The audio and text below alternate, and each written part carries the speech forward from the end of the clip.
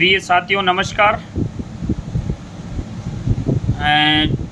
विभिन्न जोन एवं डिवीज़न के साथियों की डिमांड के अनुसार एलएचबी के लिए जर्नल क्वेश्चन वीडियो बनाया जा रहा है। बहुत से साथियों की डिमांड आई है कि सर एलएचबी के बारे में ज़्यादा से ज़्यादा बताओ। तो एलएचबी की बहुत ज़्यादा डिमांड हो रही है एलएचबी के बारे में। तो आप लोगों की डिमांड को देखते हुए मैंने जर्नल क्वेश्चन लिए हैं एलएचबी के, जो कि बहुत ही इम्पोर्टेंट और महत्वपूर्ण हैं और आप लोगों के लिए एग्ज़ाम की दृष्टि से बहुत ही इम्पोर्टेंट है। और जैसा कि मैं बताया जा चुका हूँ आपके लखनऊ वर्कशॉप में एक 15 तारीख का एग्ज़ाम है और एक जगह 31 का है और अपने एक जगह 27 तारीख का ऐसे एग्ज़ाम है। 3-4 जगह एग्ज़ाम है। तो उस दृष्टि को देखते हुए और साथी लोगों की डिमांड के हिसाब से जो उन्होंने डिमांड करी है कि सर एलएचबी के बारे में ज़्यादा से ज़्यादा पढ़ाया जाए, ज़्यादा से ज़्यादा बताया जाए, तो उन सभी लोगों की डिमांड की वजह से एलएचबी के क्वेश्चन लेके आए हैं। मैं इस पीडीएफ में ओनली महत्वपूर्ण ओनली 42 क्वेश्चन 42 क्वेश्चन मैं सेलेक्ट करके इस पीडीएफ को तैयार किया है और ये हिंदी और इंग्लिश दोनों में है। आपके इंग्लिश मीडियम में भी है और हिंदी में भी है, दोनों भाषाओं में है। और मैंने इसमें महत्वपूर्ण प्रश्न ही शामिल किए हैं जो कि आपकी एग्ज़ाम की दृष्टि से बहुत ही महत्वपूर्ण और लाभदायक है। तो चलिए 42 प्रश्न है इस वीडियो में, शुरुआत करते हैं एलएचबी के बारे में। तो साथियों मैं बता दूं, पहला प्रश्न ये है कि एलएचबी की फुल फॉर्म क्या होती है। तो आप लोगों को ये ध्यान में रखना बहुत ज़रूरी है कि एलएचबी की फुल फॉर्म क्या होती है। तो एलएचबी की फुल फॉर्म होती है Linke Hof Mann Busch, LINKEHOLFMANNBUSCH, Linke Hof Mann Busch, option B. तो साथियों पहला ही प्रश्न बहुत इम्पोर्टेंट है और इस वीडियो में मैंने टोटल जर्नल क्वेश्चन में एलएचबी के 42 क्वेश्चन लिए हैं। आपको 42 के 42 रटने हैं, याद करने हैं। और जहां तक मेरी संभावना है कि जो आपके एलएचबी के प्रश्न आएंगे पेपर में वो लगभग इस 42 क्वेश्चन से बाहर नहीं जाएंगे। तो आप बहुत अच्छी तरह से इस पीडीएफ को तैयार करें। 42 प्रश्न हैं, आप बहुत ही तसल्ली से शांतिपूर्वक ध्यानपूर्वक इसको समझें। और चलो नेक्स्ट प्रश्न है, व्हाट इज़ द लेंथ और body of LHB coaches. LHB कोचों की पूरी लंबाई कितनी होती है।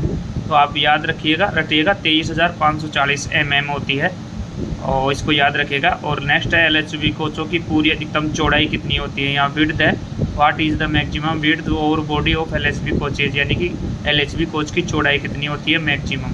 तो वो होती है 3,240 mm, जिसको आप 3240 mm कह सकते हैं याद करने के लिए। तो ये बहुत ही इम्पोर्टेंट क्वेश्चन है।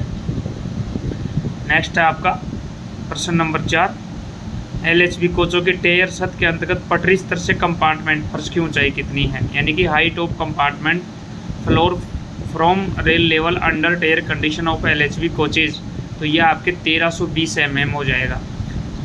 नेक्स्ट 5वां प्रश्न है, what is maximum height of centre line of side CBC above rail for empty vehicle, यानी कि खाली वाहन के लिए पटरी से ऊपर सीबीसी के सेंटर लाइन की अधिकतम ऊंचाई क्या है। तो वो आपके 1105 हो जाएगी और लोडेड कंडीशन में 1030 हो जाएगी। प्रश्न नंबर 6 है जो यही पूछ रहा है, वो यही बोल रहा है कि what is minimum height of centre line of CBC above rail level for loaded vehicle. तो उसके लिए आपका 1030 mm हो जाएगा। अब यहाँ एलएचबी की स्पीड पूछी है, तो एलएचबी की स्पीड होती है 160 किलोमीटर पर आवर होती है और उसको 200 किलोमीटर तक अपग्रेड किया जा सकता है। नेक्स्ट प्रश्न है, एलएचबी कोच का व्हील गेज पूछा है। तो यहाँ एलएचबी कोच का जो व्हील गेज होगा वो आपके 1600 ± 1 mm होगा। याद रखिएगा साथियों, 1600 ± 1 mm, यानी मिनिमम आपके 1599 mm और मैक्सिमम 1601 mm मैक्सिमम। और जो स्टैंडर्ड व्हील गेज है वो आपके 1600 mm हो जाएगा। इसमें ±1 का टॉलरेंस दिया हुआ है। तो अगर वो मैक्सिमम पूछता है तो 1601 और मिनिमम पूछता है तो 1599 और स्टैंडर्ड पूछे तो स्टैंडर्ड व्हील गेज पूछे तो 1600 mm। तो जो इसका में आपका आंसर होगा वो 1600 प्लस माइनस 1 mm होगा। यहीं पे अगर अपन आई शेप आर शेप की बात करें तो 1600 प्लस 2 माइनस 1 mm आपके LHV आई शेप का होता है। तो उसमें मिनिमम आपके हो जाएगा 1599 और मैक्सिमम हो जाएगा 1602 mm। ये आपका आई शेप आर शेप का है। आई शेप आर शेप का 1600 प्लस 2 माइनस 1, ये आपके आई शेप आर शेप का हो जाएगा। तो यहाँ LHV की बात कर रहे हैं तो यहाँ LHV का 1600 प्लस माइनस 1 mm हो जाएगा। यहाँ भैया गेज पूछा है, LHV का भैया गेज है तो 1600 प्लस माइनस 1 mm। नेक्स्ट है LHV भैया का नया व्हील डायामीटर पूछा है तो 915 mm होता है। कंडम का 855 होता है, पहले ये 845 था, लेकिन यदि ऑप्शन में आपको 855 नहीं मिले और तो आपको फिर 845 लगाना है, और यदि 855 ऑप्शन में मिल जाए तो फिर आपको 855 लगाना है। और इसका अगर 100 पीस साइज पूछता है LHV का तो भैया का, तो फिर आपको 842 mm लगाना है। तो चलिए नेक्स्ट 10वां प्रश्न चलते हैं। नेक्स्ट 10वां वही पूछा है LHV कोच के पहिए का condemning limit of LHV wheel diameter, condemn size पूछा है। तो इसमें 855 नहीं दिया हुआ साथियों, तो हमने 845 लगाया है। लेकिन यदि आपके पेपर में 855 mm आता है तो आपको 855 mm लगाना है, और यदि आपके पेपर में 855 mm नहीं आता है तो आपको 845 ही रखना है। नेक्स्ट है how many brake disc on one wheel, तो ये आपके 2 डिस्क ब्रेक होते हैं। How many brake disc on one wheel, तो वन व्हील पे 2 डिस्क ब्रेक होते हैं। एक पहिए पर कितने ब्रेक डिस्क होते हैं, तो 2 ब्रेक डिस्क होते हैं। नेक्स्ट इन्होंने पूछा है कि LHV कोच में कौन सा बियरिंग काम में लिया जाता है, तो वो CTRB लिया जाता है। और CTRB की फुल फॉर्म भी पूछी जाती है, तो CTRB की फुल फॉर्म होती है कार्ट्रिज टेपर्ड रोलर बियरिंग, यानी प्रश्न नंबर 12 में आपका आंसर C हो जाएगा, cartridge tapered roller bearing.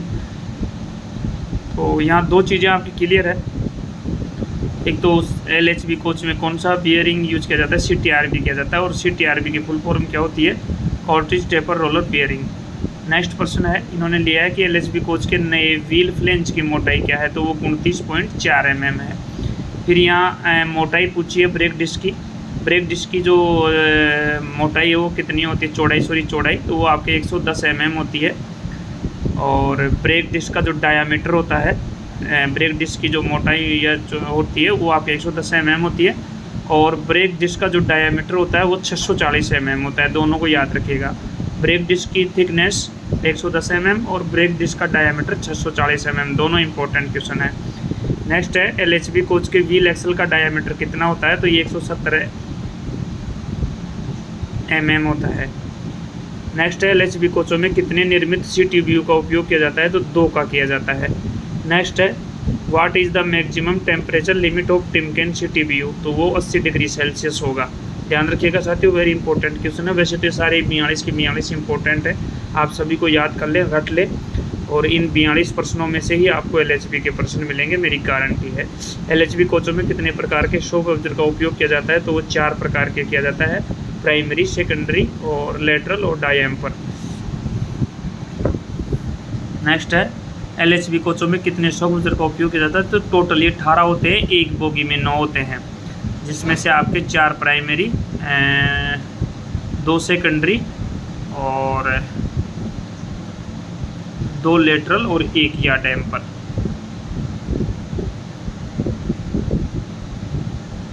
Next है 21 या डैम्पर इज फिटेड ऑन, तो या डैम्पर कहाँ फिटेड होता है, तो वो between under frame and bogie frame. Very important question साथियों, ये पूछा जा सकता है कि या डैम्पर कहाँ फिटेड होता है, तो वो between under frame and bogie frame, under frame और बोगी फ्रेम के बीच में या डैम्पर फिट होता है। ध्यान रखिएगा, very important most question.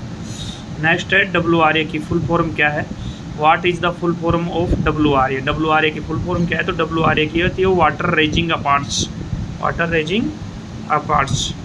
Next है 2 सवारी डिब्बों के कपलिंग के लिए महत्वपूर्ण शर्त यह है कि दोनों कपलर्स समान से रैंक में होना चाहिए, दोनों कपलर्स एक समान संचयन परिधि के, और दोनों A या B, तो आपका आंसर हो जाएगा both A and B। Next है LHV कोचों की CBC के ऊपरी लंबाई कितनी है, तो कम्प्लीटली तो होती है, लेंथ कम्प्लीट तो होती है 23,540, और CBC से अगर वो पूछे तो CBC से फिर ज़्यादा हो जाती है, फिर आपके 500 mm और मतलब लगभग 500 460 mm और बढ़ जाती है, यानी कि 24,000 हो जाती है। तो LHB कोचों की CBC के ऊपरी लंबाई 24,000 mm होती है। LHB कोचों के छत के ऊपर की लंबाई क्या है, तो वो 40 है, यानी कि 4039 mm है। LHB कोच का राइडिंग इंडेक्स कितना होता है, तो 2.50 से 2.75 तक होता है। और यदि यहीं RCF ICF की बात करें तो वो 3.21 से 3.50 होता है, याद रखिएगा साथियों। LHB के अंदर के पहियों के बीच की दूरी कितनी है, तो पहिए से पहियों के बीच की दूरी 12,340 mm है। फिर नेक्स्ट प्रश्न है, सेंटर पिवेट के बीच की दूरी होती है, तो सेंटर पिवेट के बीच की जो दूरी होती है वो 14,900 mm होती है, याद रखिएगा। ये 42 प्रश्न आपके लिए बहुत ही अति महत्वपूर्ण है और इन्हीं में से आपको एग्ज़ाम में मिलेंगे। और मैं ये आप लोगों की जो एग्ज़ाम है 27, 31 और 15, उसके हिसाब से मैंने ये मोस्ट इम्पोर्टेंट PDF बनाया है और उसी को यूज कर रहा हूँ। इस PDF में से आपके LHB के लगभग सारे प्रश्न मिल जाएंगे। आप घबराइएगा नहीं, आप इस 42 प्रश्नों को अच्छी तरह से लिख लें, डायरी में नोट कर लें, और चाहे तो वीडियो देख के भी काम चला सकते हैं, और इसको कॉपी में पूरे प्रश्नों को नोट कर लें। इन्हीं में से आपको LHB के प्रश्न मिलेंगे। इन्हीं में से आपके जो भी पेपर में 10 या 15% जो LHB के होंगे वो सारे इन्हीं 42 प्रश्नों में से मिल जाएंगे। मैंने ये PDF बहुत ही मेहनत करके और बहुत ही सावधानी से बनाया है और दोनों भाषाओं में बनाया है, तो आप लगे रहिए। Distance between centre pivots is 14,900 mm। तो चलिए नेक्स्ट 29 नंबर का जो प्रश्न है उस पर चलते हैं। 29 नंबर पूछ रहा है कि शकलबार और किसी पिटी स्थिति के अंतर्गत अधिकतम अनुपर बफर ड्रॉप है, तो वो 75 mm है। एक बार इंग्लिश का पढ़ लेते हैं। Maximum permissible buffer drop under gross load and worn condition is 75 mm। Your answer is option C, right. तो नेक्स्ट है, देखियो साथियों, नेक्स्ट मैं कंप्लीट ही समझा देता हूँ। इसमें से 1 या 2 प्रश्न जरूर आएंगे। LHB कोच के 3 शॉप शेड्यूल होते हैं, जिनको अपना SS बोलते हैं। SS का मतलब शॉप शेड्यूल, SS का मतलब शॉप शेड्यूल, और ये 3 शेड्यूल होते हैं। तो आपके शॉप शेड्यूल 1, शॉप शेड्यूल 2 और शॉप शेड्यूल 3, यानी कि SS1, SS2 और SS3। यहाँ आपको 3 चीज़ याद रखनी है, मैं बता दूँ आपको। यहाँ ये ध्यान रखना आपको कि जो SS1 होता है वो आपके 1.5 साल के अंतराल पे होता है, यानी कि 18 महीने, और उसकी जो किलोमीटर होता है 6 लाख किलोमीटर होता है, जो भी पहले हो। दूसरा आपके शॉप शेड्यूल सेकंड होता है, वो 3 वर्ष के अंतराल पे और 12 लाख किलोमीटर, जो भी पहले हो। और तीसरा जो होता है आपके शॉप शेड्यूल थर्ड, वो आपके 6 ईयर एंड 24 लाख किलोमीटर, जो भी पहले हो। तो यहाँ देख लेते हैं प्रश्न में क्या पूछ रहा है। यहाँ पूछ रहा है SS1 का, तो SS1 का 1.5 साल आ जाएगा, यानी कि 18 महीने और 6 लाख किलोमीटर, जो भी पहले हो। दूसरा पूछ रहा है SS2 का, तो SS2 के लिए 3 साल या 12 लाख किलोमीटर, जो भी पहले हो।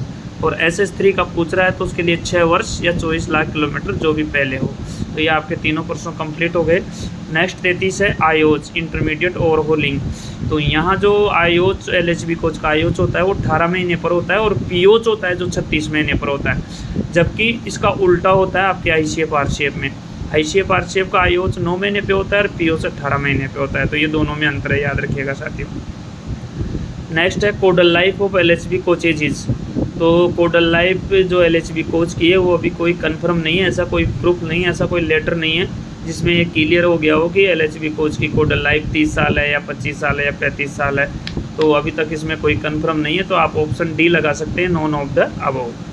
LHB कोचों की कोडल लाइफ है ये अपन नहीं बता सकते, अभी इसका कोई ऐसा कोई लेटर नहीं है। इंजन और पावर कार के बीच वर्टिकल स्लाइडिंग को सुरक्षित करने वाले साधन को रेस्ट्रिक्टर के रूप में जाना जाता है, यानी टू प्रोटेक्ट वर्टिकल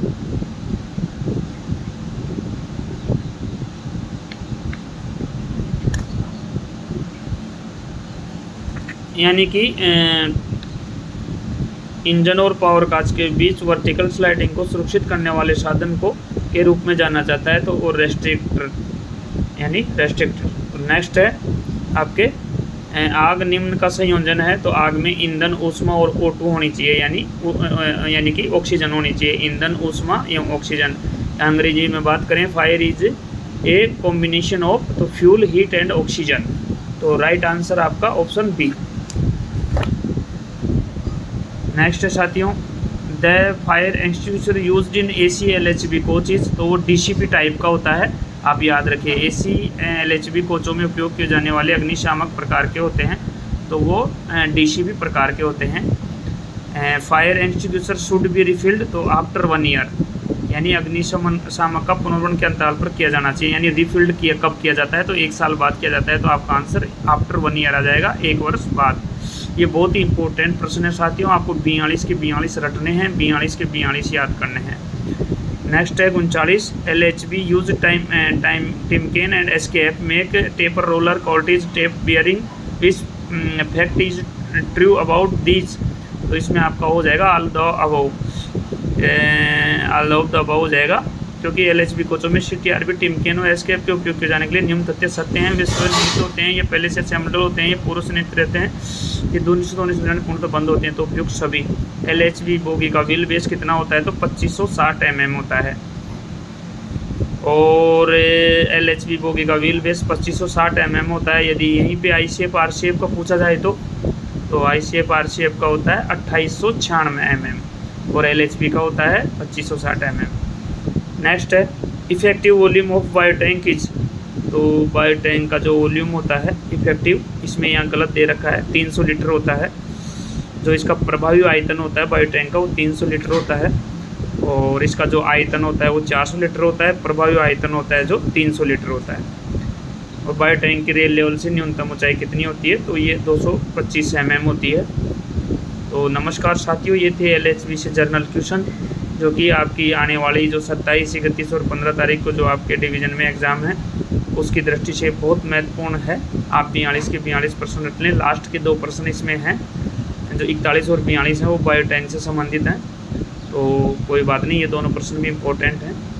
तो धन्यवाद साथियों, thanks for watching this video. आपकी डिमांड को देखते हुए मैंने ये वीडियो बनाया है, धन्यवाद।